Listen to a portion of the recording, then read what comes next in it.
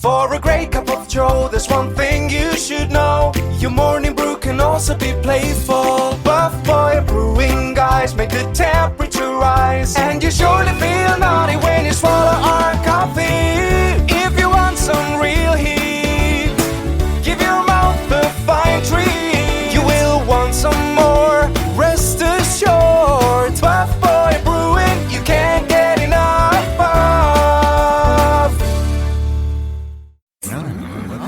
It's time for The Scribble, your weekly fix of celebrity chats, bizarre stories in the news, and basic random chatter with best-selling author and syndicated radio host Jeremy Bradley.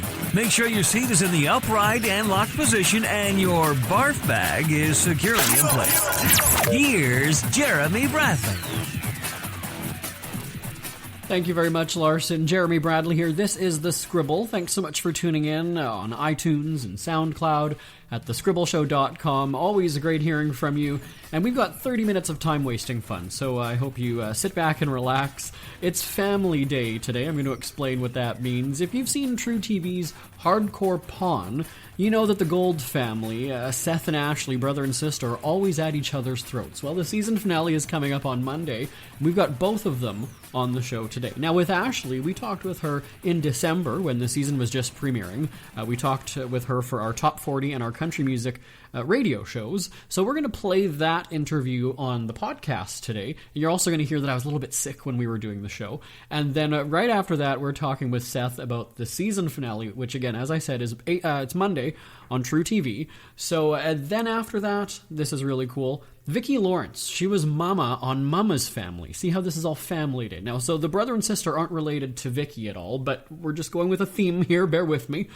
Vicki Lawrence is talking about Mama's Family, which is on DVD now. So legendary TV actress is going to chime in about Carol Burnett and working with Betty White and all the other TV legends. So looking forward to that. All right, but first, let's get to Ashley's interview. Celeb spotting on The Scribble. She is the favorite child on truTV's Hardcore Pawn. She's going to love that. Her brother might not. Favorite. Ashley, thanks so much for joining us today. Thanks for having me. How are you? I'm good, thanks. How are you? Good. Good. So your family has owned one of the country's biggest pawn shops, right? Yes, it is. And for decades. 50,000 square feet. Wow. For decades. How long has American Jewelry and Loan been around? Over 35 years. Wow. Now, it's a family operation. If anybody's not familiar with the show, we definitely see some family dynamics coming out all the time. Tell us just really quickly about the show. Yeah, so if you're new to the show, people love our show because of the family dynamics, and you never know what's about to walk through the door. Please tell me Ashley hit somebody this season. Please tell me that Ashley hit somebody.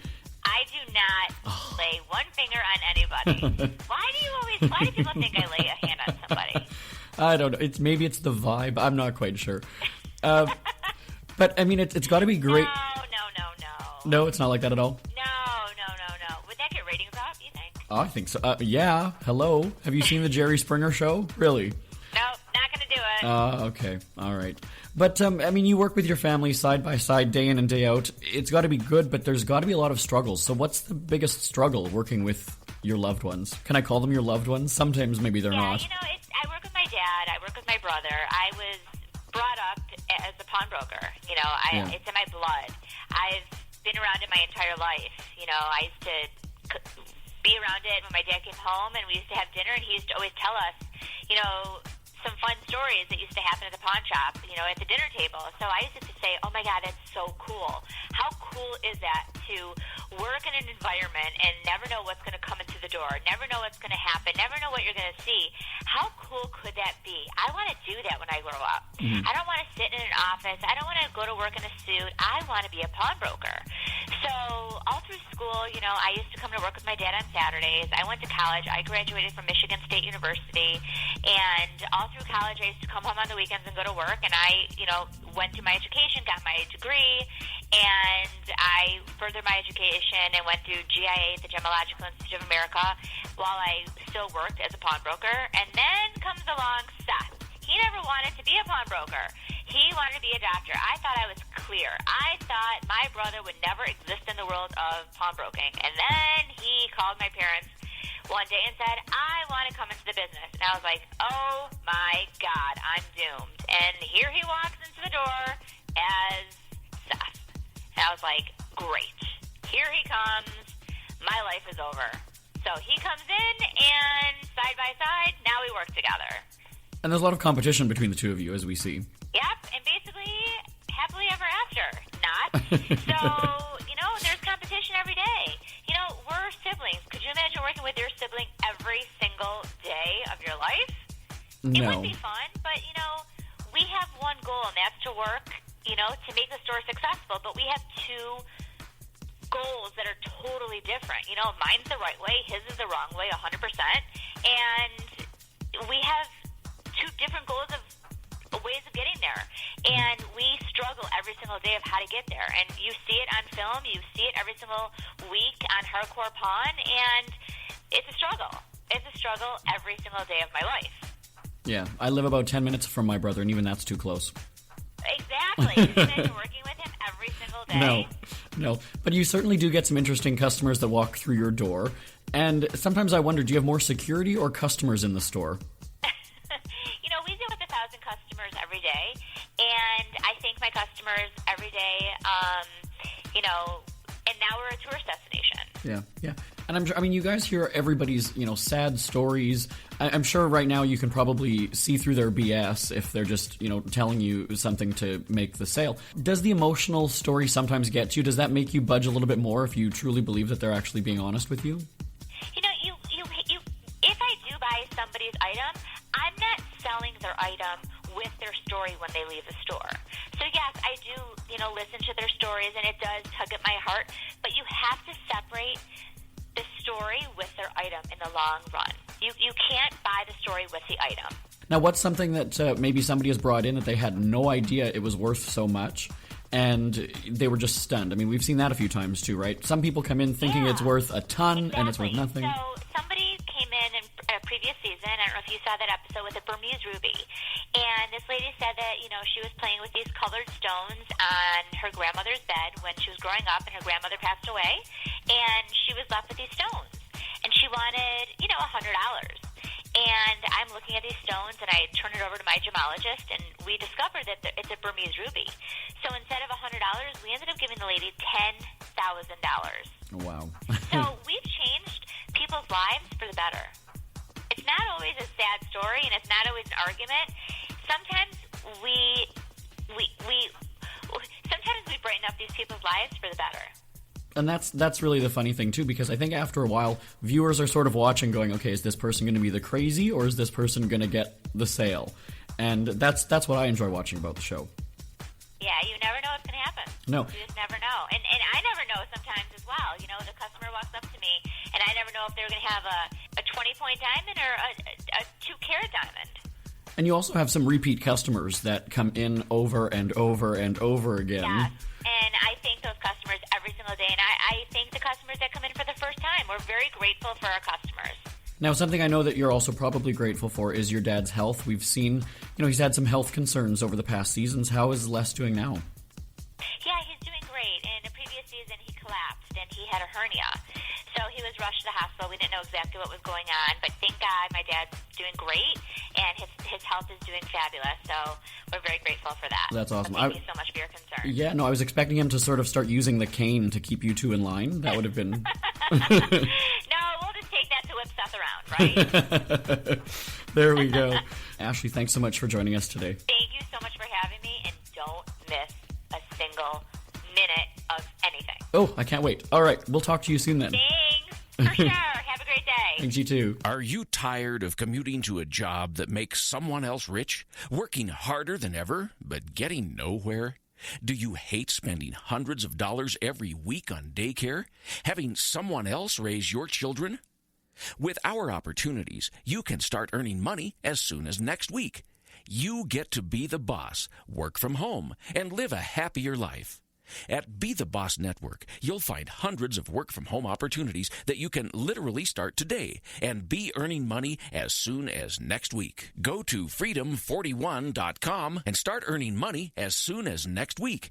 You get to be the boss. Get out of the rat race. Work from home. Go to freedom41.com right now and change your life today. That's freedom, the number 41.com. Go to freedom41.com and start earning money as soon as next week. You be the boss. Go to freedom41.com. Celeb spotting on the Scribble. I think his sister Ashley has let him out of the headlock. Seth Gold from truTV's Hardcore Pawn joining us on the line to talk about the upcoming season finale. Hello again, Seth. Hey, thanks for having me on.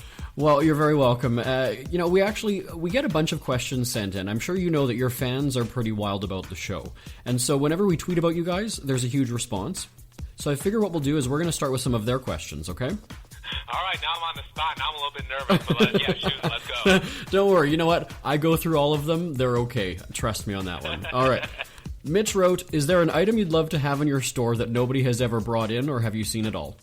Nobody's ever brought this item in because it's never been won yet, but a Lions Super Bowl ring would be ideal for me through the shop.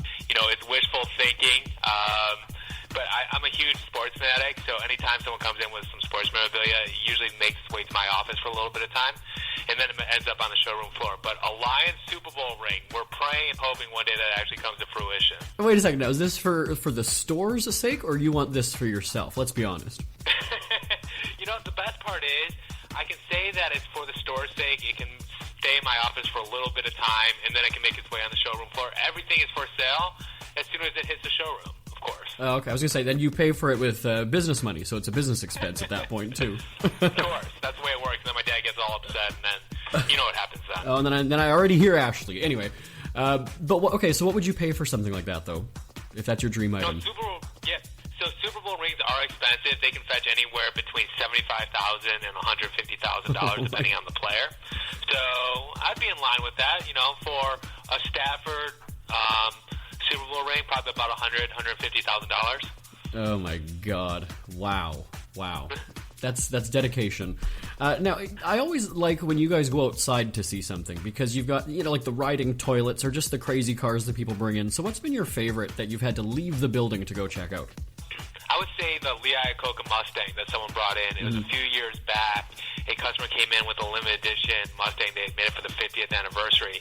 And he had number 11, the customer that brought it in. So I got really excited. This is the Motor City, so cars don't make it through the opening doors. So we go outside, we check out a few cars, and that would probably be the most exciting item that I went out to see. Nice. All right. So this question, there's no name for this one, and I guess it sort of goes back to the Super Bowl ring. It says, what's the most you've ever paid someone for an item, and what was it? Yeah, so it would have to be this Mustang that I was speaking of. We paid the gentleman $66,000. You know, he wanted $75,000. We negotiated a little bit and bought it for $66,000. Wow. Okay. Tamara writes in, what is one good thing about working with your sister, and what is one bad thing about working with your sister? You know, working with family is very difficult. So the good part is nobody has your back like family, right? So through thick and thin, no matter what happens, you guys are still family. So me and my sister understand that. We try to leave our differences about work at work.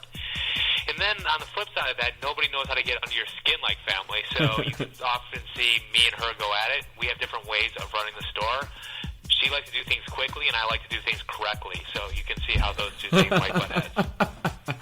And then here's another one for Ashley. I'm thinking these are her friends writing in. I just want to go on the record as saying that. So Wendy asks, what is your sister's best quality?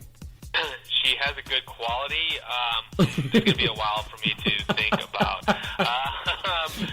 Yeah, you know, she's deeply passionate about her point of view. And so, you know, that's something redeeming, I guess. Even if she's wrong, she's deeply passionate about it. So, put it in context, I guess that's okay. Yeah, and we are just teasing. Ashley's been on our show. She's a very, very nice woman. So she is. You know, to be honest, I think she gets a bum rap a lot of the time. You only see a small snippet of what our actual workday looks like, and it's going to be the most entertaining, the most, exciting parts. But overall, this place is, run correctly because I'm in charge most of the time, so it's all good. Okay, so on that subject, Jen writes, are your customers actually that crazy, or are people playing it up for the camera? It's no surprise that the cameras are here when we're filming, so customers might see that and they might play it up to it. But, when the cameras aren't here, there's still some exciting things that happen. So I wouldn't just play it off as that the cameras are here, that people are getting that excited. We deal with 1,000 customers each and every day. Sometimes they're not in the best mood. Sometimes they're in a great mood. But you see that reaction and that emotion on TV, and I think that's key people coming back. Okay, so you bring it up then. What is the craziest thing that's happened in your store? What is the craziest thing that's happened in the store? That would have to be the customer bringing in the Jack Kevorkian van. So I don't know if you're familiar with who Jack Kevorkian, Dr. Death. Yeah. Customer ended up with his van that he used to drive around and perform some of these assisted suicides on. And customer just had it, wanted to sell it, brought it into the store. That was a pretty interesting day. Wow, I can imagine. All right, so the season finale coming up right around the corner. What can we expect on that episode? And I have to know, does anybody get hit? Because I do love a good TV show injury. I know, that's a question. Like, I just want someone to slug me in the face. That's what people say all the time. Like, I just want Seth to get punched in the face. I don't think on this episode, maybe next season, someone might get hit in the face. But, we throw a huge event. You're going to see what the outcome is. My sister's not going to be happy, but, she's never happy. No. Karen and I are working together to make sure that this thing goes off without a hitch. And, the end is where you have to tune in to see what happens. Oh, my. Okay, so one more time. When is the season finale, and when can we catch it on truTV? Yeah, Monday nights, 10 o'clock. Season finale is coming up this Monday at 10 o'clock. Make sure you tune in and enjoy the show. We certainly will. Seth Gold from Hardcore Pine. I've got to say, we got to wrap this up, but I inadvertently said, I asked, does anybody watch hardcore porn? Not even realizing what I was saying. Earlier I did, and so I haven't lived that one down yet. So we know where your mind's at. Seth Gold from Hardcore Pawn. We want to get that right, though. We'll be watching on truTV. Thanks so much for joining us again. Thank you. Ever had something to get off your chest but never had the balls to say it? That's a load of crap. Speak Free with JB.com is exactly what you've been waiting for. Your chance to tell it like it is and not care what anybody else thinks. Have your say on issues of the day. Join newspaper and radio columnist Jeremy Bradley as he tells it like it is. Hundreds of thousands of people have stopped by, including some well-known celebrities who have had a chat with JB and speak candidly about what's really going on in the world. You can join them too. Have a rant or a rave. Be brave and head on over to www.speakfreewithjb.com now. Jeremy Bradley here, back on the Scribble. Family Day continues. Now, Vicki Lawrence, she's from the Carol Burnett Show. You remember her from Mama's Family. We met at Betty White's 90th birthday a few years ago on the red carpet in Hollywood. Great time chatting with, again, Carol Burnett and Betty White, all of her other legendary TV co-stars.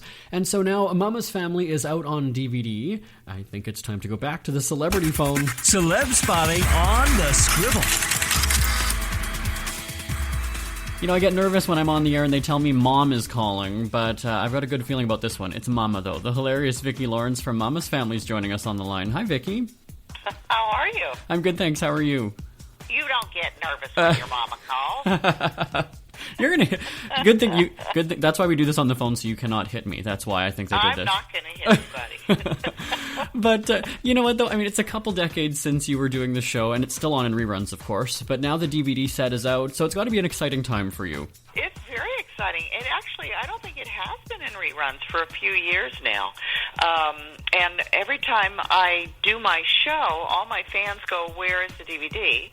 And every time I ask where's the DVD, I get it's not going to ever happen. Oh. Just forget it. Tell your fans to pirate it off the internet. And I'm like, oh my God, I can't. I even did that myself. I pirated it off the internet just to see what was being sold. And it was so depressing I wanted to cry. It looked like a bunch of kids did it in their garage. So I happened to mention this to Time Life last year when we were finishing up the Carol Burnett DVDs. And I said this would be my dream for Mama's Family.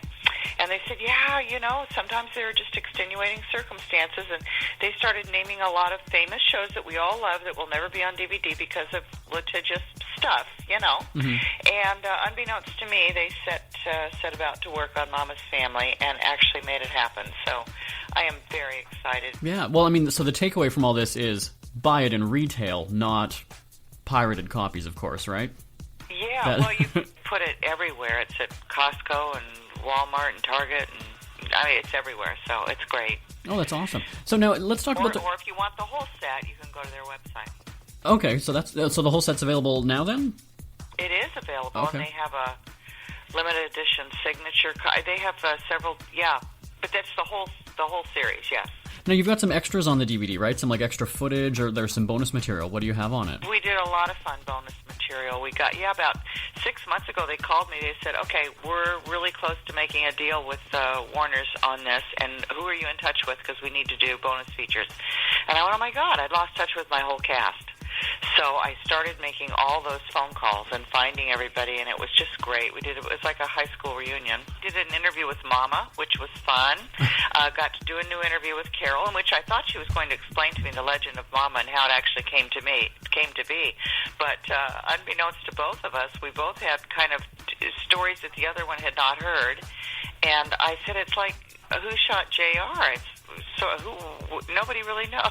It's very confusing, actually, the legend of Mama. Now, so you've essentially just answered two of my questions. One was going to be, what's it like getting all of the great comedy legends back together? Do you still have a laugh at the old times? And then the other question was, where did the character originally come from? So you've pretty much taken care of that. But what was that like then, getting back together with everybody? Oh, it was great. It was just great to reminisce, and great to sort of deconstruct Mama's family this long after the fact, and so many things that I had never thought about. Like, I never realized that we were all I never realized we were color-coded. That I guess now that I think about it, of course we were, but I never thought about that. That Naomi was always yellow, that Iola was always pink, that I was always lavender. I just never thought about those things. I never thought about the fact that we actually were sort of a hybrid. We weren't really a sitcom, and we weren't really a sketch. We were somewhere in between, because we launched off of a big variety show. And we were trying to think of any other sitcom that ever was like that, and the only thing we could come up with was The Honeymooners, another great blue-collar, comedy. But we were, sort of Beverly was talking about coming in for our audition and how she didn't think any of the actresses got it. They didn't get that it was over-the-top kind of sketch comedy. But I think there was sort of an underlying truth to Mama, too. I think she was very true to her generation and very real, all about setting those boundaries and having a little discipline, and which could go a long ways nowadays, I think, for a few people. But I think there's a lot of truth to Mama, so I think that's why people loved it. Do you often just accidentally flip into the character's voice? I often do, if need be. Let's talk about then getting the group together. I know when, creative minds get together, sometimes it can get really out of hand, which is a good thing and bad thing. What was the energy like then on the set of Mama's Family? Oh, I think we were all, I was really lucky enough to take much of the staff from the Carol Burnett Show with me over to Mama's Family. So it was really like working with my family again. And I think all the actors that came into that family thoroughly, Kenny totally knew the family because he was on the Burnett Show a lot. The other actors that came in, wanted to be part of the family. And we were all rehearsers. If we needed to improv, we would do it in rehearsal. And that show ran like a top. It was what I learned from Carol. It ran like the little Energizer bunny, and it was very efficient. And by the time we finished Mama's Family, we had it down to a 4-day work week, and I really feel like we just got paid for playing dress up. So there's got to be there's got to be some antics then that might get a little out of hand, right? Pranksters, jokesters. Do you have anything that sticks out in your mind? We didn't really have a lot of jokesters on Mama's Family. We were all, I think, pretty disciplined. I think the biggest jokester, of course, that I've ever worked with was Tim, and the Burnett Show, and I just don't think that happens too often, thankfully. He's a crazy person. Mm-hmm. But and a loose cannon. You never knew what Tim was going to do. The cast on Mama's Family, no, I think we were very disciplined. Matter of fact, we were reminiscing about Rue McClanahan in particular, who was such a stickler over her props. She used to drive the prop man crazy. If it was going to be a china teacup on the show, then she needed a china teacup to rehearse with. And he had a special box where he would just store Rue stuff because, she couldn't do plastic silverware in rehearsal. She needed to feel the real thing. And we used to laugh at her because they would tape the set off and they would mark off where the stairs were, and she would take every one of those little marks like it was a real stair. She was pretty funny. Wow. Now, do you have a single favorite scene or moment from Mama's Family? I would have to pick probably the wedding part 2. It was one of the few 2-parters that we ever did. And for those of my fans who can remember, it is when Vent and Naomi get married at Mama's house, and Eunice wants to sing at the wedding. And part 2 is where she actually does the song, and total chaos breaks loose. And I look at that screen when I watch that episode, and my supporting cast is Carol Burnett, Harvey Korman, Betty White, Dorothy Lyman, Ken Berry, Rue McClanahan. It's like, how much help does one girl get? Yeah, you know what? It was great. We were at... Amazing cast. Well, no, I was going to say, and most of everybody there, Betty White's 90th birthday, we were on the red carpet there doing the interviews. We chatted with you as well. And yeah, it was just so... It was like going back in time. It was almost surreal to have everybody back together again. It was really a great moment. Yeah. So is there one word that you can use to describe the experience on Mama's Family and the cast of people and just everything? One word? Oh, my gosh. Historical? I kind of feel like I got to really touch the golden age of comedy, and it's a lot of just listening to the bonus features, listening to the interviews, and looking at the people that were on that show and the people that I got to work with. I really got to touch TV history, and for that I am extremely grateful. A question was sent in. When did you realize you were funny, and what made you want to do comedy? Oh, well, I think I was always a goofy kid, and I was probably always acting silly. But I honestly did not think I wanted to be in show business. I really thought I was going to learn to clean teeth, become a dental hygienist, hopefully marry a rich dentist and hang it up. And I wrote that fan letter to Carol. And it's kind of funny because I grew up in very close proximity to Hollywood. My dad worked at Max Factor the entire time we were growing up, so that was right in the middle of Hollywood. I remember going to see the Beatles at the Hollywood Bowl, Mm-hmm. I took all my dance classes in Hollywood. I mean, I was very close to it, and I did a lot of that stuff, but it never occurred to me to do it for a living. I just never thought it's what I would do. So I wrote that fan letter to Carol when I was 17. I wrote fan letters to everybody, and had autographed pictures all over my walls. But I sort of feel like I got kidnapped by show business. It was not my intention to do that. Do you still write fan letters to people? I do on occasion. I do. And I'm sure people think I'm crazy because I mean, it's kind of few and far between. I was just saying the other day, what would happen now? Would you tweet Carol? And I'm not sure she would get it. Maybe. Because she doesn't tweet. So. No. So who do you remember writing to then? Who did you write fan letters to? Well, mostly guys, I have to say. I was a horny young thing. I had autographs of everybody you can think of that was on television back in the day, from Clint Eastwood to Johnny Crawford to Fabian to, oh my gosh, Bobby Rydell. Oh, Lord. Yeah, most of the guys that were on TV. And how many have you had the opportunity to meet? Oh, how many have I had the opportunity to meet? Not a lot. Not a lot of them. I got to meet Clint Eastwood when we were doing my talk show. Mm-hmm. Well, I got to spend the entire day with Doris Day. And Clint Eastwood, was the honorary mayor up there, and so I got to meet him. So, yeah, I had a lot of good experience. A lot of amazing people on the Burnett Show. Got to meet a lot of amazing people. Well, some incredible people on Mama's Family, and it's available on DVD, so check out individual seasons, or you can get the complete box set, right? Exactly right. Oh, Vicki Lawrence, thanks so much for joining us today. It was a pleasure chatting with you. Thank you. We hear you chirping. Get scribbling. Tweet up the Scribble at The Scribble Show. Join the discussion with Jeremy Bradley. It's all going down right now on Twitter at The Scribble Show and at thescribbleshow.com. Jeremy Bradley here, back on The Scribble. Once again, we are out of time. 30 minutes really just flies by. I'm used to doing 2 hours of radio, and we've got like 15 minutes of music, and then I talk for 2 minutes, and then another 15 minutes of music, and then 4 minutes of commercials. 30 minutes of talking. I go through so much water and vodka and just lots of energy doing this show. That's what it is, energy. All right. My thanks to Seth and Ashley. Again, the season finale of truTV's Hardcore Pawn is coming up Monday. Check your local listings. And Vicki Lawrence, legendary Vicki Lawrence from Mama's Family, the show on DVD now. You can get individual seasons or the complete series, as she was talking about, at those fine retailers like Walmart, which sells my book. And feel free to give me a shout anytime. It's always awesome hearing from you. You can go to thescribbleshow.com, shoot me an email, or tweet me up at thescribbleshow. I will talk to you same place next week. Who's on the show? I don't know. You're just going to have to tune in. My name is Jeremy Bradley, and this is The Scribble. Bye-bye, everybody. Want more Scribble? Check out thescribbleshow.com for past shows, celebrity interviews, cheapskate tips, and more. That's at thescribbleshow.com and on Twitter at The Scribble Show. The Scribble is a speak-free media presentation. If you want some real heat